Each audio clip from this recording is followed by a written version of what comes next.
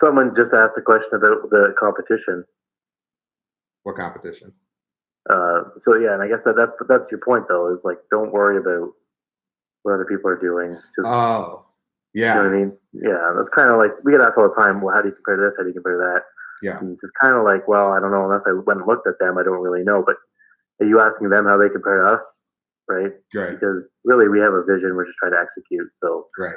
You can get stuck in that loop of just trying to, what are you going to do? You can look at them, what are they doing? Should we be doing that? Right. This whole loop, right? So here's what I will say.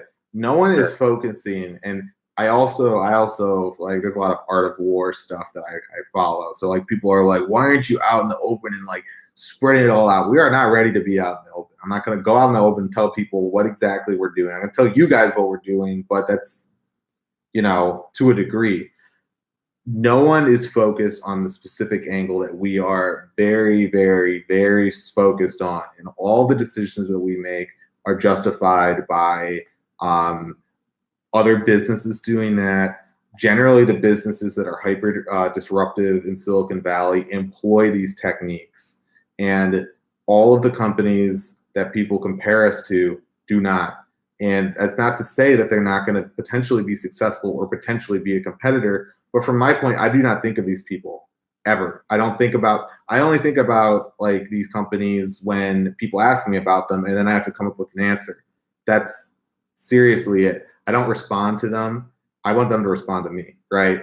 Like, I would rather be like, Apple dictates the market. They don't listen to anybody. They don't do anything in terms of like competitive analysis. They instead have a problem with people stealing, their tech away from them and things like that. I'd rather be that person, because you are dictating it to such a high degree that no one else can touch you. And that's the thing.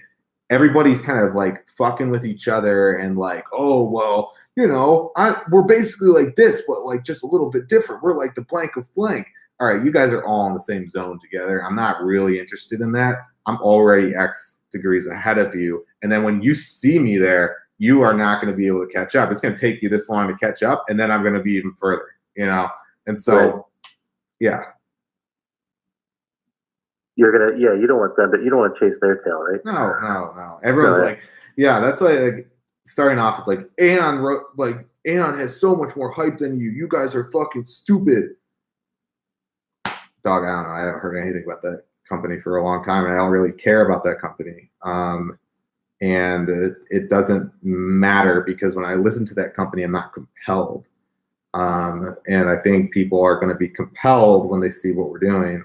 And that's the entire point, is like you're saying, Jeff, I want to make a distributed application. I don't care if its name is Aon or its name is Cosmos or its name is Lambda. I just want to build this thing. No one's addressing that. Everyone. Well, yeah, when I create a website, I don't care what the framework is. Right. So when I make a blockchain app, I don't necessarily need to care. People care a lot initially, because maybe they've participated in the ICO or they're invested in it. But as a developer, and I'm not invested, I'm coming to it fresh, I don't necessarily care. I need to look at it that way, right? No one does care. You're totally right. And that's the entire point.